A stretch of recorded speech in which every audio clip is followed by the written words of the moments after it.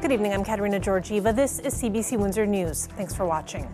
Tonight, how are migrant farm workers tracked at work and what are some of the possible consequences? Plus, the latest on the conflict between the downtown mission and its neighbors. We look at what's changed since the public meeting earlier this month. The federal budget is out tomorrow, and many are hoping it will bring relief to struggling families. And a touching note in Ford City is a reminder of the importance of a project that helps get feminine products to those who need them. We begin tonight with a look at how productivity of migrant workers is being tracked and the possible consequences if they move too slowly.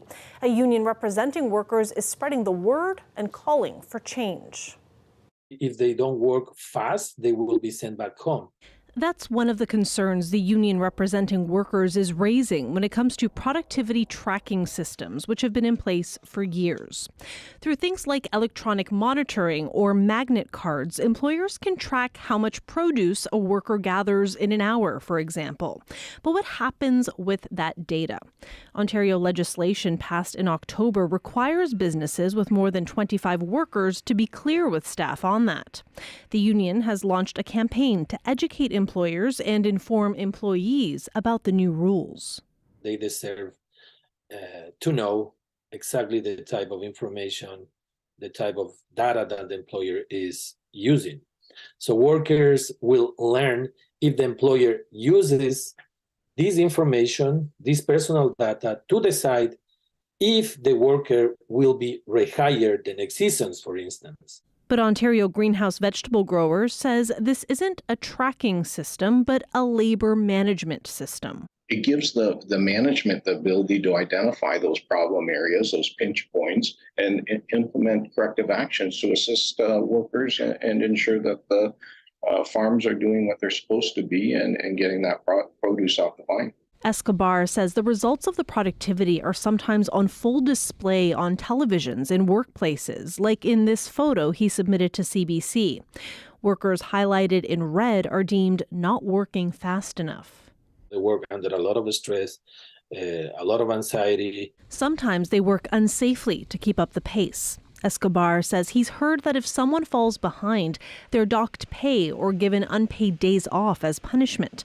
But Lee says he's never heard of anything like that. They're trying to manage their labor, trying to manage harvest and reduce costs. It's not to penalize employees or to have any kind of retribution applied to workers. We're subject to all labor laws, as are any other businesses in Ontario. Escobar says the new policy from the province is a good step in the right direction, but he wants to see these practices regulated to protect workers from exploitation. A Windsor police officer who donated to the convoy protests last year will be handed down a penalty in May. What that will be has yet to be determined. Last week, Constable Michael Briscoe was found guilty of professional misconduct during a Police Services Act hearing. He admitted he donated $50 to convoy protests in Ottawa on February 8th of last year. His lawyer said he was on unpaid leave at the time because he didn't get vaccinated in accordance with police policy. Because he wasn't working, his lawyer says he didn't consider himself to be an officer. But the OPP adjudicator said he had not been terminated and was indeed still an officer. In his decision, the adjudicator ruled the protest was illegal when the donation was made. However, Briscoe said he supported truckers, not criminal activity. We'll learn more about the details of the penalty he'll be facing in May. It's been nearly 3 weeks since a public meeting was held to address issues around the current downtown Mission location. Crime, litter, and public intoxication all topped the list of problems neighbors were concerned about. But as TJ Deere tells us, some say things are getting better, while others say not much has changed. Honestly, every day that I've been coming to the Mission now, it's been night and day the difference. It's been so clean. That's how the Downtown Mission's executive director describes the situation now, especially when it comes to the amount of garbage around the center. A public town hall at the beginning of the month brought many concerns to the surface, but some of the neighbors themselves disagree with Panaya Gulen. Not much has changed. It's the exact same, maybe even slightly worse than what we've been dealing with. Residents who live across the downtown Mission on Pelisher Street are still having to clean up the garbage left behind by guests of the Mission, and they're not happy about it. Among the things they find are used needles and tinfoil, which they say sometimes contains residue of drugs. Every time I ask the Mission to come pick up the needles, and they tell me to pick them up yourself. They're not coming over to pick them up. Panaya Gulen said Mission staff are not insured to venture off Mission property, and that Mission staff say they felt unsafe over the last couple of weeks to go off-site. And it's not just the front yard where residents are cleaning up. In the alley behind the houses, Beckwith and Nick's wife have had to clean up the same garbage they find out front, but here they've also had to clean up human feces. The Amlins say downtown councillor Ronaldo Agostino has been working hard to fix the problem, but having to clean up the mess of others has taken its toll. It's just getting exhausting at this point. I just want to be able to kind of have a normal day once in a while, and it's like every single day we're still having to call the police and still having to deal with these issues. Agostino said the situation at the Mission is improving and that there are good days but also bad days. He also said that residents can expect to see changes to the situation in a few weeks. Garbage cans, fencing, and video cameras are all things he hopes will make things better. TJ Deere, CBC News, Windsor. Windsor's Sunshine List is out, revealing our city's top-earning public employees. And it tells us there are 13 City of Windsor employees who made more than $200,000 last year. And at the top of that list, with the highest city salary of 2022, the Chief Administrative Officer, who council dismissed last March. Jason Rayner took home a salary of nearly $280,000 last year, even though he only worked 3 months of the year. Council had voted in camera to dismiss him on March 31st. Rayner tells us he's not able to comment on his salary. The next highest paid city employee is former police chief Pam Mizuno. She took home $266,000 last year, despite also only working for the first 3 months of 2022. Mizuno abruptly retired, saying she wanted to spend more time with her family. 5 other police employees also made more than $200K, and that includes the current police chief, both deputy chiefs, and 2 constables. The other highest earners were part of the city's corporate leadership team, as well as Carolyn Brown, CEO of the Windsor-Detroit Tunnel. All public institutions are required to publicly disclose anyone who made more than $100,000 last year, and the deadline to do that is Friday. To Alberta now. Thousands gathered in Edmonton today for a public ceremony honoring 2 officers who died in the line of duty. Constables Travis Jordan and Brett Ryan were killed almost 2 weeks ago after responding to a domestic violence call. Today, they were remembered at a regimental funeral. Travis was a stellar man. He showed up for people at every moment of his career with care and compassion and without hesitation, even in the most challenging circumstances. Brett was an outstanding man and a valued member of our family. He was driven, focused, intelligent, and relentless in his service. They were both the best of us. Many of the speakers broke into tears talking about the 2 men. Thousands of officers from Alberta and across the country packed the hall. The city's mayor and members of the provincial government were there as well. Earlier in the day, thousands more marched through city streets. Bystanders tied blue ribbons through the city to honor the officers. And another tragedy in the United States. Police in Nashville say 3 children and 3 adults were shot and killed today at an elementary school there. They say the suspect has been identified as a 28-year-old Nashville woman. We know that she was armed with at least 2 assault-type rifles and a handgun. The shooting happened at a private Christian grade school attended by about 200 students from preschool to grade 6. Police say the shooter entered the building through a side entrance, moving from the 1st to the 2nd floor, shooting victims along the way. A police official said the shooter was confronted by a group of 5 officers in a 2nd floor, quote, lobby type area. There is video from the school that is now being reviewed. Back to Canada now. The federal government has announced a new program to help employers hire skilled refugees and displaced people. It's meant to address labor shortages in this country by pairing employers with workers who can meet their needs. Sean Fraser, the Minister of Immigration, Refugees and Citizenship, outlined the plan at a speech in Toronto today. The expanded options mean that this summer, employers are going to be able to hire refugees and other qualified displaced people under any job category.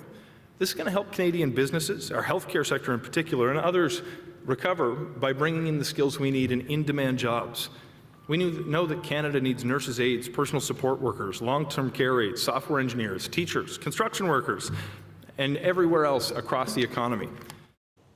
For Canadians looking for help with the cost of living, tomorrow's federal budget may hold some relief. There are hints a grocery rebate could be part of the plan. The budget is also expected to involve a real push to grow the clean technology sector. Catherine Cullen has more. And I believe they're on sale, is that right? The finance minister opted for a sale, pitching prudence in the pre-budget tradition of ministers buying new shoes. Oh, so total will be $112.94. Okay. How do you pay today? I will pay with my credit card. Managing costs is certainly a theme. CBC News has learned the budget will include another boost to lower-income Canadians, labeled a grocery rebate between about $200 and $500 for those already eligible for the GST credit. It can be spent on anything, not just food. Groceries will certainly be part of it, but there's other things as well that we're going to continue to do to be there for Canadians. The NDP is taking credit. The grocery rebate is exactly what we've been fighting for, it looks like. But Conservatives aren't impressed. The money helps, but it's not addressing the core problem, which is out of control inflation across the board, across different products.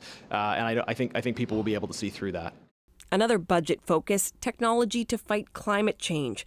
The United States made a massive investment in clean tech with its Inflation Reduction Act. In Parliament, the president emphasized cooperation. Canada and the United States can do big things. But there's risk the U.S. pulls investment away from Canada. So a source confirms the budget will have a tax credit for investing in clean tech. It's not a level playing field right now. And I think the governments are probably trying to do is how do they start to tilt it so that we get our fair share. Just how big will Canada go? The industry minister didn't directly answer. We need to be ambitious, we need to seize the moments, and that's exactly what we're going to be doing. Expect the politics around this budget to heat up. Radio Canada reports that it's going to contain a measure making it harder for any future government to axe the carbon tax, requiring big payments to business if a government chooses to do so. Catherine Cullen, CBC News, Ottawa. And Windsor Mayor Drew Dilkin says he will be watching for one main thing in the federal budget: massive incentives for auto manufacturers to compete with the U.S. Here's more from Dilkins on Rosemary Barton Live over the weekend. So the government has to put incentives on the table that I think are probably somewhat discomforting to them because it moves from sort of the one quick hit where they make a contribution to an investment like a battery factory. They're in, they're out, the building gets built, the employees get hired, and things continue. This actually moves into something much more significant in terms of dollars and cents, probably in the tens of billions of dollars, I would submit at the end of the day, in order for us to be competitive with the incentives that the U.S. is giving to their manufacturers through the Inflation Reduction Act. It's massive, and it should not go unnoticed here in this budget because the government will have to step up in a meaningful way to make sure that we're players. An anonymous letter dropped off at a Ford City business is highlighting an important need: access to feminine hygiene products. Wolf and Rebel has hosted a period pantry for about a year now. It's in partnership with Girl Up U Windsor, run by students. And now a touching note reminds them why this program is so needed. This is our period pantry that we have outside of the shop. It's hosted by Girl Up Windsor, and we're always accepting donations for it. The community loves it. It's helped a lot. We've gotten so much positive feedback about it, and we find that we're always restocking at least once a week. So I went to go restock the pantry one day, and I found a letter in there, and it was from someone anonymously, and they were just thanking us for having that in front of the store so they can access it. Dear P Pantry, you'll never understand what a blessing this is. Been unemployed 2 months due to an injury and have had little to no money. This has helped me so much when trying to make ends meet. You've saved me during my time of the month. XO Anonymous. And how does it feel just reading that out loud? I think it's very sweet, and it's kind of shocking, not really shocking, I guess, but to know that just something so simple can make someone's life completely different. And I mean, period products are very expensive, and it's something that happens to all women. And it sucks that we have to pay for it every month, and it's just something that happens naturally. So this is a really great initiative. I wish that more places had this all over Windsor. Let's take a live look outside there. The sun is out, which is so nice to see because we had gray for so much of today, and then more sunshine in the forecast for tomorrow. Colette Kennedy will be here after the break with a look at the week ahead in weather. Stay with us.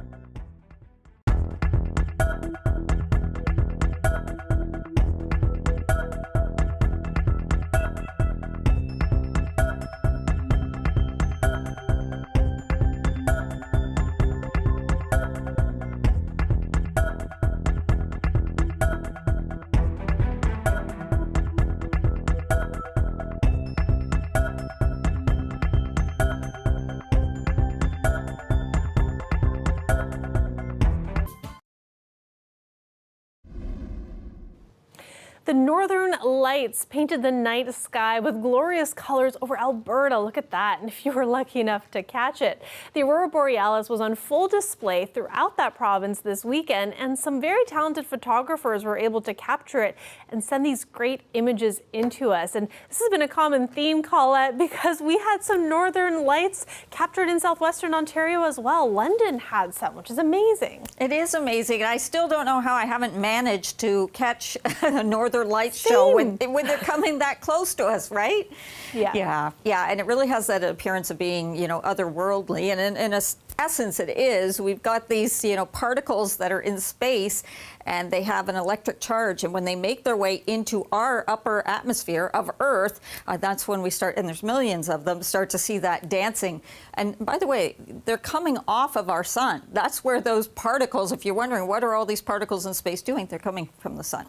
All right, here is a look at our current temperatures, and we're looking at 6 degrees, but Chatham-Kent 3, 2 Sarnia, lots of cases, kind of a bit of a gray Monday, a little bit on the darker side, or where the flow was coming off the lake. It just made it feel damp even where there weren't rain showers. Now, the winds aren't very strong, but I want to show you the forecast winds for what's to come on Wednesday, because Wednesday will be a windy day.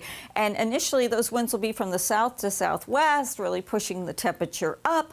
But on the backside, they'll turn around towards the north to northwest, and still we'll be looking at gusts over 60, perhaps even 70 kilometers an hour, and driving the temperatures back down again. So a little roller coaster ride coming there. There's a look at that clearing line, though. So that's what we're into now, getting into clearing skies through the overnight hours. Doesn't mean there won't be the odd isolated sprinkle or flurry, but most of that is going to stay off to the east of us, and we see that clearing into southwestern Ontario. It's going to allow the temperatures to dip down below freezing. We're likely going to push to -1 through the overnight hours tonight, maybe -2, especially over towards London. But just looking ahead, tomorrow then, a nice day. The setup is going to be good for us because the sun coming back. But as we go into Wednesday, that's when the next system comes in, and it's going to be kind of up and down with the weather forecast through the week, every other day sort of thing. We go from nice and sunny, and then we get into rain and snowfall coming our way, and then it's behind that front that the temperatures fall off and things get a little bit cooler. There's a look at those overnight readings, and there's a look at some of the milder temperatures, but just keeping in mind, Katarina, that on Wednesday, that 9 will come earlier, and then once those winds change, it'll be cooling off quite a bit. Even though 15, my goodness. Yeah, I guess I should mention that too, huh? Do you think? Yeah, it is. It's just that it's wet, right? Wet, milder as we go towards next weekend. Few days off. We'll keep looking at that for you. Okay. Thanks so much, Colette. You're welcome. When we come back, we're going to tell you about a rooster named Roy. Stay with us.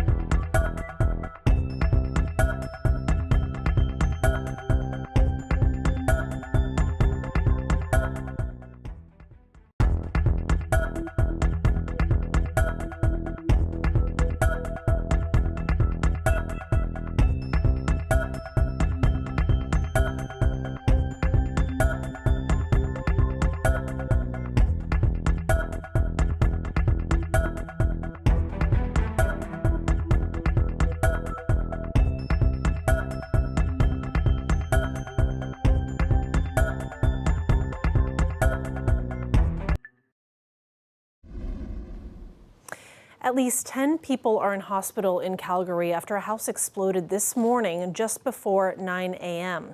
Officials say 6 of the victims have life-threatening injuries. The neighborhood in Calgary's northeast is now a scene of devastation. We have one home that's completely destroyed, plus 2 that were on fire from exposure. We also have 8 other homes that have been damaged by this. If you see in there, there's actually debris everywhere. It was quite a significant explosion. Video that was submitted to CBC News gives a sense of the destructive power that tore through the city's Marlborough neighborhood. The area suffered a power outage at about the same time as the blast. Police say arson investigators are working with the fire department to determine if the explosion was the result of any criminal wrongdoing. To the States now, where search and rescue efforts are continuing in Mississippi after deadly tornadoes ripped through the region over the weekend. I can't get that out of my head. Every 45, 50 minutes, it just come back to me. You know, it's come to me that I'll never forget it for the rest of my life. And 5 minutes later, it was over. And I realized then that I was still here. And all I could hear was a bunch of hollering and screaming and, you know, we're here, help, help, you know, and it's sad. It was sad. It was a sad situation, but I thank God that I'm here. At least 25 people are dead in Mississippi and 1 in Alabama. Hundreds of people have been displaced from their homes. U.S. President Joe Biden has declared a state of emergency in Mississippi and deployed federal resources to help in some of the worst hit areas. But the state's governor says more danger could be on the way with another round of severe weather in the forecast. In news abroad, Israel's government is delaying a contentious plan to overhaul the country's judicial system until next month. אנחנו עומדים על הצורך להביא את התיקונים הנחוצים במערכת המשפט.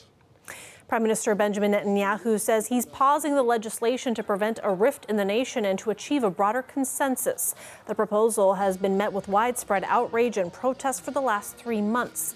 Critics say the changes would allow Netanyahu's right-wing government to reshape and control an independent judiciary. Many also see the plan as a conflict of interest for a prime minister who is also on trial for corruption. And it's the kind of day a popular British tabloid would normally delight in covering, a prince and a pop star in a London courtroom. But today it was the Daily Mail newspaper in the hot seat. Harry, you said it's your duty to expose wrongdoing by the British media. Is this what this is about? Prince Harry and Elton John are among 7 people suing the Daily Mail, claiming that it tapped their phones and paid for confidential information, including medical records. The paper is denying all charges. Now for something a little different before we go, a farm sanctuary in Eastern Ontario has been caring for a rescued rooster named Roy. The bird was so frostbitten it lost both legs. Now there's a plan afoot to try and help Roy walk again. Stu Mills has the story. If there's one place a rooster would want to convalesce, this would be it. There you are. There's the handsomest rooster ever, aren't you? At Contented Clucks, Lynn Kennedy looks after Ezra and about 15 other birds. To understand how far she'll go to make sure they are warm, well-fed, and comfortable, you have to meet Roy, the rooster. Hey, you. How's Mr. Handsome? Roy's incredible story began 1 year ago in the Limerick forest near Kempville. Somebody dumped the bird in the deep snow and left him for dead, or to become a coyote's dinner. He was severely dehydrated and seriously cold when Good Samaritans dropped him off here. I had never dealt with frostbite. None of my guys get frostbite. Roy's bright red comb, and eventually both his feet fell off. Surgery to close his stumps and get Roy teetering like a wobbly ballerina cost $2,400. Because he's unsteady and anxious around most other birds, Roy lives in the kitchen. Kennedy has started an online auction to help pay for a suitable coop and prosthetic limbs. Some way for him to have an outside life like a normal guy and be able to see other birds. Helping Roy get back on his feet may not cost an arm and a leg. On the other side of the continent, in San Francisco, California, Nam Dong lost his job during the pandemic, but not his passion for 3D printing. I love seeing how animals would be able to walk again after wearing my stuff. He started a new business. For a flat rate of $90, Pet First Prosthetics will design a custom flexible foot for just about any bird. Maybe we can help out Roy. Whether Roy gets a prosthetic from California or not, Kennedy is determined to get him up on his feet again. They are as deserving of a life as anybody else. Stu Mills, CBC News, Oxford Mills. Thanks so much for watching. Have a great night.